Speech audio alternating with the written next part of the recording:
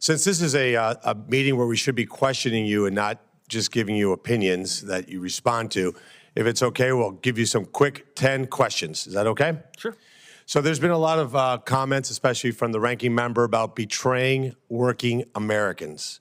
So let me ask you a question. When the government forgives the debt of people who took out a loan for college debt, does that help working Americans like my technicians, my sales consultants, my receptionists, my drivers, my car wash guys who didn't go to college? Does it help them when student debt is illegally forgiven? It doesn't. When you have insane government spending that unleashes generationally high inflation, that makes going to Taco Bell a luxury, does that help working class Americans? It doesn't.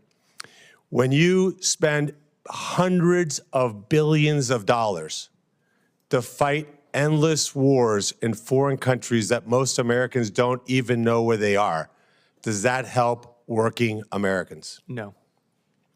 When you have policies that all of them voted for, every single one of them voted for electric vehicle subsidies, so that when I had a Rolls-Royce dealership, a customer could come in and lease a $515,000 Rolls-Royce Spectre, that's a fully electric Rolls-Royce, and get a check for $7,500 from the U.S. government. Does that help working class Americans? No. And again, I just put on the record that every single one of my colleagues on the Democrat side voted for just such a subsidy. When you house illegals in this country, people who are not invited here like I was, like my family was, when you house them in luxury hotels at a cost of $6,000 per month per room, does that help working class Americans? No. When you give health care to those very illegals, when Americans don't have the health care that they need, does that help working class Americans? No. When you provide food to illegals, and in some cases, when they don't like the food, you give them $1,000 prepaid credit cards, does that help working class American citizens? No, sir. When you give sex change operations to illegals, does that help working class Americans? No. When you offer DEI courses, and instead of being promoted based on merit, and rather you have this insane move to DEI, does that help working class Americans? No.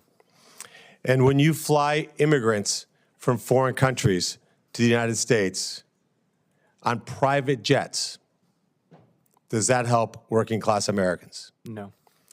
So last question for you. You can answer it however you like, Mr. Vought. Why do you think hourly wages for working class Americans declined under the policies of Joe Biden and Democrat control of Congress? And yet when President Trump was in the White House, hourly wages actually went up for the first time in a generation.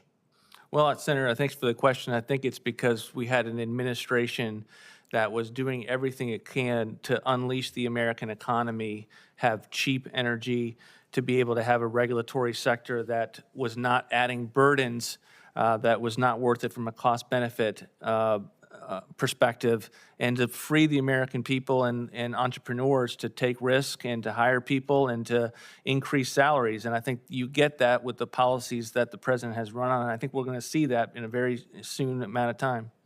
So if you were to say who betrayed working class Americans, was it Joe Biden and the Democrats or President Trump? He certainly was not President Trump. Thank you.